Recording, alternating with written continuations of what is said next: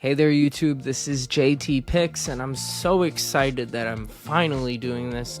I am finally making my top 10 movies of all time video.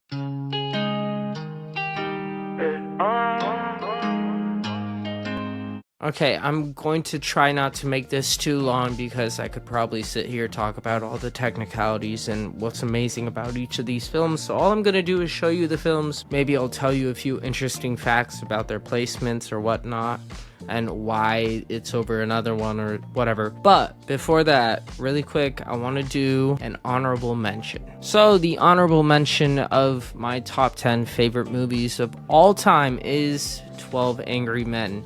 Sidney Lumet's movie that is just so simple yet so good. It's literally 12 guys sitting around a table talking. For how long is this movie?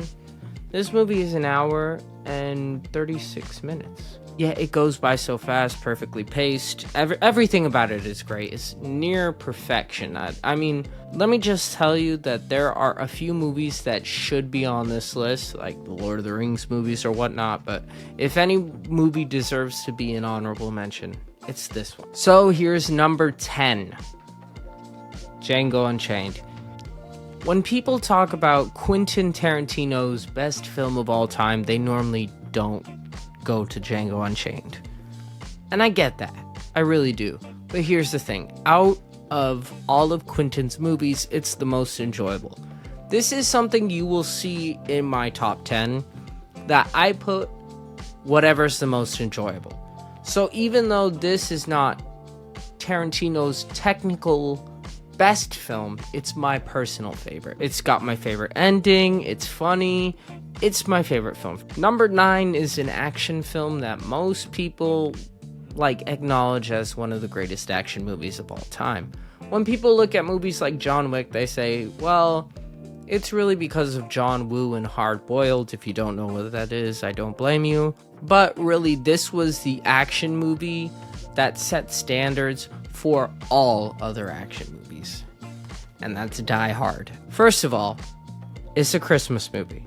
It ends with a Christmas song. There's tons of Christmas music throughout, including Run DMC's Christmas in Hollis. There's references to Christmas. The soundtrack is literally Ode to Joy. It's a Christmas film through and through. But it's also an action film. Yes, it is a film that just happens to take place on Christmas, and the plot itself, the action part of the plot, has nothing to do with Christmas. Whatever, I'll give you that, but it's a Christmas film. I watch it every Christmas, and it's amazing. Every Christmas. Yeah, I actually watched it about twice this year. I watched half of it the second time. But I was shocked that I had only watched it a few days ago, and I was watching it again, and I wasn't bored. That just shows you how good of a movie Die Hard is. Number 8, The Dark Knight. If you need a go-to Batman movie, the Nolan Batman movies are pretty much the quintessential answer. But if you want the best out of all three, The Dark Knight is the answer. Batman Begins is a really nice setup to the trilogy, and even though there are flaws in The Dark Knight Rises, it's a nice send-off to the trilogy. But The Dark Knight just holds one thing that the other two don't have, and that's the Joker. The performance by Heath Ledger is absolutely legendary and will never be topped as far as Joker comes. Not even Joaquin Phoenix, who did a pretty killer job of playing the Joker, could top. In addition to that, you have almost philosophical and moral questions pushed on you, like if two boats are selected, well, spoiler alert for those who haven't seen this movie, by the way. If you haven't, you're kind of living under a rock. But if you have two boats and one boat is full of innocent civilians and another boat is full of convicted criminals, and both of them have a bomb on it, which one should explode? And one had to explode. And you had the keys to the other boat's bomb. It's an amazing question, and the answers that the people on each boat provide is pretty shocking. And it's a really well done movie, and probably another reason why Christopher Nolan is my favorite director of all time. It also has a great ending, one that's not cliched, but one that isn't completely depressing either. You kind of feel a little bit inspired by the end of the movie. Number 7, my favorite animated movie of all time. It holds a very special place in my heart. And let me just preface this. I'm going to show you the Blu-ray that I have, but the Blu-ray that I have has 2 movies in it, even though it's only one of the 2, and I will specify which one it is. Finding Nemo. This was the first Disney movie I ever remember seeing. Ignoring even the fact that it's Disney, it was the first animated movie I ever remember seeing. It probably wasn't the first animated movie that I ever saw, but it's the only one that not only remember seeing, but it was also technically the first DVD that I remember getting, and I'm a collector now. So, you know, that's crazy. It holds a special place in my heart for that reason. But another reason that it holds a special place is that I watched it a million times as a kid, and I'm not joking about that number. I'm pretty sure I watched it at least 50 times, if not more. But the shocking thing about the movie is that even though I've seen it that many times, I'm still not bored of it. I can watch it and be like, this is an amazing movie. The level of care and commitment that went into the plot and the writing of this movie even, like, when I was a kid, I was on Nemo's side. Yeah, Marlin, you're being too tough on him. I was able to address maybe some sort of like, oh, well, Marlin's a little tough for a reason. But as an adult now, it's like, I'm on Marlin's side. Nemo, what the heck? You're such a bad son. Like, it's crazy how age has affected my perspective on this film. And I can see it and remember seeing it through a child's eyes as like being full Nemo. Oh, you're so cool, you're great. And now I'm just like watching the film and I'm like, man, Nemo's a brat, man. Seriously, he's annoying. Like, just listen to your dad. He's actually a really cool guy. But it is absolutely crazy that this film, this rated G film that was made for kids in 2003, has this profound effect almost. And is why it made it easily into my top 10. I will say that I was like, I need a Pixar movie in the top 10, and 2 movies really stuck out to me. One was Finding Nemo, and the other one was Monsters, Inc. Monsters, Inc. holds a special place because it came out the year of my birth. I like to have a song for the year of my birth. The song is How You Remind Me by Nickelback. The movie is either Harry Potter and the Sorcerer's Stone or Monsters, Inc. Number 6, and this one might shock some people because of the hate for this franchise now, which I totally understand. I am a part of the group that's hating it, but I'm a part of a subsection of people who used to want to die for this franchise, and now I kind of hate it. That's Avengers Infinity War. Now, just stop. I know what you're thinking. Really? Your top 10 movies of all time, and this is number 6? Yes it is. It's an unforgettable viewing experience. Even though I was a humongous fan of the Marvel Cinematic Universe. Seriously, humongous. This was the first movie that I had seen from Marvel, or the MCU, in theaters. The first one was actually Fantastic Four: Rise of the Silver Surfer, but that's another story for another time. But this was the first MCU movie I had seen in theater. And to tell you, when I came out as like almost a different person, I'm not joking. I did not see that ending coming miles away. Also, fun story. Everybody I knew got emotional or sad at Peter Parker going to dust. Honestly, by then, I didn't care. Here's why. When Iron Man got stabbed by Thanos, I was absolutely sure he was going to die. The reason being is that I was huge on, what was that news? I think Clever News. They're not even around anymore. Or the Clever Movie News. I don't even know if they're called Clever, but something news. And they did a lot of news on the MCU, and I watched their videos all the time, and they kept saying that one of the 2 figureheads of Marvel was going to die in this movie, Captain America or Iron Man, and it was like a surefire thing. And so when Iron Man got stabbed, I started bursting into tears. And this wasn't even like oh, this was me like sobbing. I don't even know what came over me. I've never even cried like that again till this day for that. Even like Endgame, no. The end of Infinity War, no. my mom actually looked over me and she said, "Are you gonna cry for me like that when I pass?" Because I was just sobbing. It was that cry where it's a noisy cry, you know what I mean?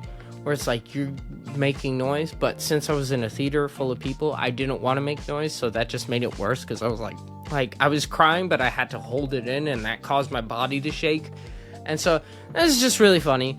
I also think it had to do with the fact that they had established early in the movie that Tony was finally getting married, and he had the dream about his daughter and everything. And I just really was moved by that for some reason. I have never gotten emotional to Infinity War since that day. But yeah, quick side note, I have gotten emotional in Endgame with Black Panther after Chadwick Boseman's passing, but that more has to do with real life events. I have spent too much time talking about a fun fact. Okay, back to the actual movie. First of all, why is it the best MCU movie? Well, that's because it has literally the best of every movie. You want a little bit of Guardians of the Galaxy? You got that. You want a little bit of Captain America the Winter Soldier? Of course, you don't have the political undertones to it or the espionage thriller, but you do have Cap kicking some, butt. So there's that. You have some Black Panther. You literally have little bits of everything. Even if you're not a fan of how they did Hulk in the movie, which they did Hulk a little bit dirty, he's still in the beginning and he gets a few good punches in. So you literally have something for everyone in this movie. I'll do an MCU ranking, but this is number one for that reason. Another reason that it's number one is because it balances all these characters, gives them each enough time, right? Knowing that most of the audience has had time to, we know the characters from past movies, but it gives even Thanos a chance to shine, making him one of the best villains in the MCU. This movie's too good. I gotta watch it later. Number 5, One Flew Over the Cuckoo's Nest. I am pretty sure most of the people who view this channel have not seen this movie, and I don't know if I can recommend it. It does have some content in it, but if that doesn't completely turn you off and you're fine with some of that, this is a really good movie. Now, the reason it's a good movie is because, and this is a slight spoiler, so if you don't want to know, then don't. And when I say slight, I mean it gives you a vibe of the end. I'm gonna give you a vibe of the end, not the exact details of what happened, but a vibe. Most movies that I like personally need to have a good ending or a satisfying ending. That's what I like. I know that's not everybody's thing. Sometimes people like bad endings or whatever, like, the main character dies or something like that. This movie somehow was able to do both, a good and a bad ending at the same time, and it did it in a way that it felt completely satisfying and like you didn't waste your time. And I think that is, to me, what a movie should be. It should not be a waste of time. It's a journey that you're going on, and you don't want to end up feeling like, why did I go on this journey just to follow a character who goes from point A to point, nowhere and stays at point A the whole time? I don't want to watch a movie where a character does that, because then it's a waste of time for me. So this movie surprisingly was able to go from A to B, and yet the main character stayed pretty much in point A the entire time. So I will say, wow. And in reference to past movies on this list, like Infinity War and even The Dark Knight, that have a bad ending, yes, but they still are somewhat satisfying. With Infinity War, it's because it's a part, an Endgame is coming up, and I know how it turns out, but still, it is the better of the two. And The Dark Knight, even though The Dark Knight Rises is coming, it ends in a way that's similar to this. Not as clear as One Flew Over the Cuckoo's Nest, where it's satisfying in a bittersweet way. You don't fully get that with The Dark Knight, but as I said before, you get kind of this epic, something was accomplished feeling. So I can admire that about The Dark Knight, even though it has technically a bad ending. Number 4, Terminator 2 Judgment Day. I saw this movie before the first one. Growing up, my parents, mainly my dad, when he watched movies on TV, channels with commercials or whatever, they would edit out curses and stuff like that, so he would let us watch them.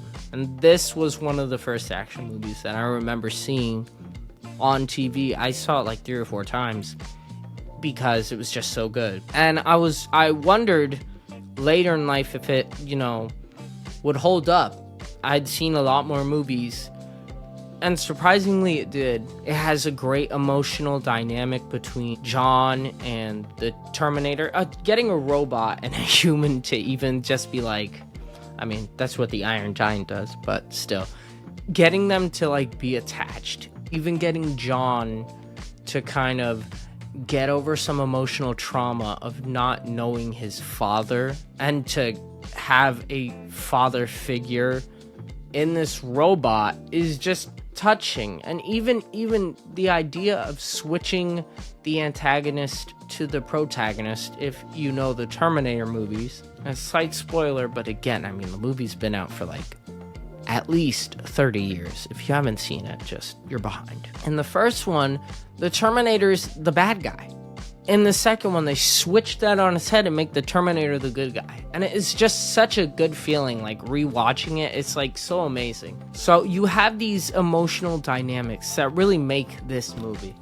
And if that wasn't enough, you then have some of the greatest action ever in a movie. I know I said that about Die Hard, and it's true, but this is like a different type of action. Die Hard was, a regular human fighting off tons of terrorists in Nakatomi Plaza, or in the Nakatomi building. But this is a near indestructible robot going against another more powerful indestructible robot. So it's just very interesting, and the effects hold up pretty well because most of them are practical, and so you never, except for maybe 1 or 2 scenes, get into that feeling of, I'm watching an old movie. Yeah, great movie, great action. This Blu-ray I'm gonna show you has 3 movies in it because it's a trilogy, but I'm only talking about the first one.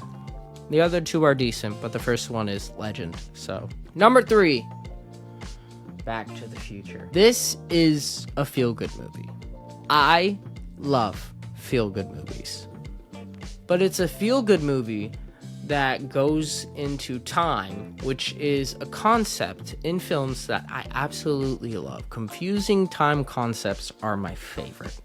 I love those. That's why Nolan is probably my favorite director, but this isn't Nolan. This is Robert Zemeckis, produced by Steven Spielberg. The thing with Back to the Future that makes it so great, though, is that it does exactly what I said Nolan does sometimes. It mixed time and heart. This concept about going through time with a DeLorean, with a car, but it mixed it with great big heart in the most feel-good way possible. Somebody whose life is almost crap and then gets turned around by the end of the movie. What is more feel-good than that? And it's not that it gets turned around. The bad guy gets exactly what he deserves. It's all very last minute, almost intense.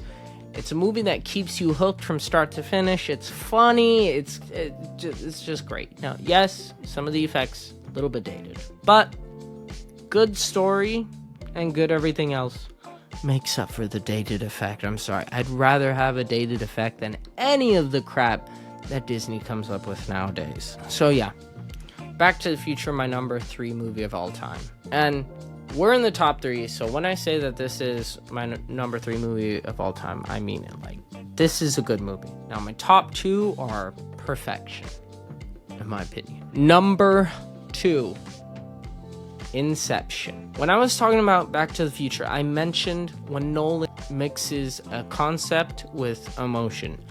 That's what he did here. Now, when Nolan doesn't mix a concept with emotion, it's still good, but it's lacking something, and what it's lacking is its major heart. This movie takes a very confusing concept and takes heart. Leonardo DiCaprio puts in the best way himself in the movie. Everybody longs for catharsis, a positive reckoning, and that's exactly what this movie provides. I remember when I first saw it, I had just bought the Blu-ray. It was a blind buy. It was super cheap too. It was like $7, and I was like, okay, why not? And my mom and dad weren't there, and it was my grandma and my brother and my sister and me. and we were watching it, and they were like confused because the concept can be very confusing. It's dreams within dreams and reality and not reality and whatnot, so it's confusing. But by the end of the film, they were scratching their heads while I was going, oh my gosh, this is the most amazing movie I've ever seen in my entire life. And yeah, it really is. Nolan's, always pushing he's pushing the boundaries of what good cinema is, and this was good cinema. From the the rotating room part, where I call it the rotating room, even though it's just Joseph Gordon-Levitt's character, or Arthur, walking on the ceiling because the car is going sideways, and the second layer, the gravity follows the same exact way, but it's really a rotating room that Nolan had built because he wanted to keep it practical. But just that, it's those small things even. And it doesn't even take up a lot of the movie, but I'm sure it took up a lot of time to make, practice, rehearse, and shoot that scene. But that's what makes it such a good movie. Scenes like that. Scenes like Robert Fisher, who's played by Cillian Murphy, Robert Fisher Jr., picking up the picture saying, I put it by his father's bed as his father's dying, and going like, I put it there, he doesn't even notice. And the pictures of him with the little, spindle, or not a spindle, I know it's blown by wind, or it's, blow it and makes it go like that, but the name just completely eluded me. But then at the end of the movie, what's in the safe is that same exact, it's such a deep, profound moment that technically those guys, they're not doing a good thing, but they just repaired a man's relationship with his father.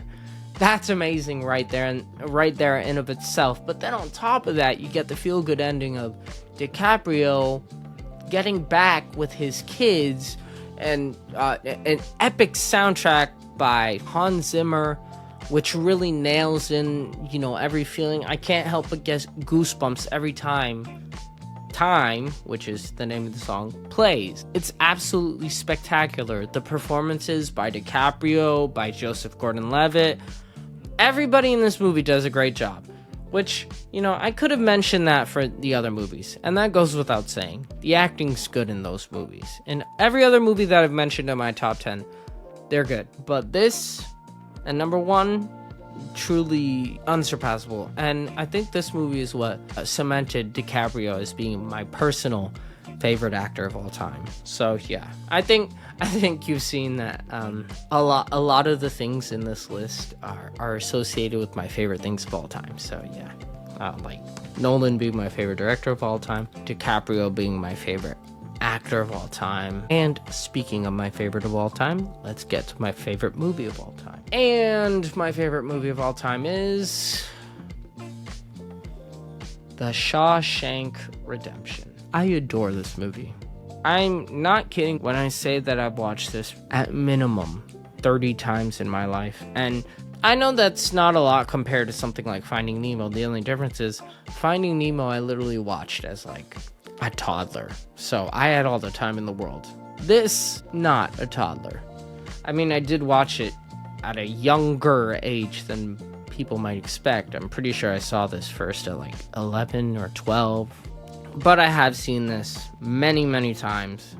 And that's because it's a pretty dang good movie. There's not a lot to say about it, except what you hear from people who have recommended the movie. It's a film about the triumph of the human spirit and perseverance. Every performance is perfection. Every line, there's no line that sticks out like a sore thumb. Everything is perfect in it. It's not one thing that's messed up in this movie. It is an actual perfect movie. And I love the fact that this is a film that is viewed as one of the all-time greats by most people, but it's not like, most all-time greats. Most all-time greats are very deep, philosophical, they make you think. They normally have a bad ending. This movie's the opposite. It's very simple. It's a simple plot. Guy goes to prison. Guy's stuck in prison. Guy wants to get out of prison. Spoiler alert. He does. Boom! Simple movie, yet it's done and executed in the most perfect of ways. In a way that's satisfying, and if not this to you, for me it is healing to the soul, because I'm not kidding you. You literally finish watching this film and you're grateful. This movie is one of the movies that you need to see before you die. You know, I knew somebody who was older, and I said, have you ever seen The Shawshank Redemption? And they're like, no. And so I was fortunate enough to, maybe a year before they died, to show them The Shawshank Redemption. And when they finished it, they were like, oh my goodness, that was amazing. Thank you very much for showing me that. Emotionally, it's perfect. Acting wise, perfect. The sets, perfect. The dialogue, perfect. The writing, everything about the film is perfect. And I'm sure it'll stay my number one here and pretty much till forever. So yeah, pretty perfect movie to end up a list that I've spent a while, probably a few years, knowing for sure that my top 3 was Shawshank, Inception, and Back to the Future. For a few years before, you know, I came up with my top 3, or actually top 4, the second and third place switched around. But now I'm actually very satisfied with my top 10 list. That was my top 10 movies of all time list. Thank you for watching. I hope you can agree with me. Tell me your top 10 movies of all time, or even your favorite movie of all time, or top 3 or top 5, I don't care. Just tell me your favorite movies of all time in the comments down below. This is a very passionate topic for me. Look, I know this channel has been all about music, but movies are also my passion. Music and movies are both passions of mine. So I'm very happy to be making this video. Make sure to please like, subscribe to this channel, leave a comment, even a little green heart. That's all that I would need. Make sure to share this video with your friends, and remember, there's only 2 things I know. I know that Jesus is king, and that JT, moi, knows best. See you guys next time.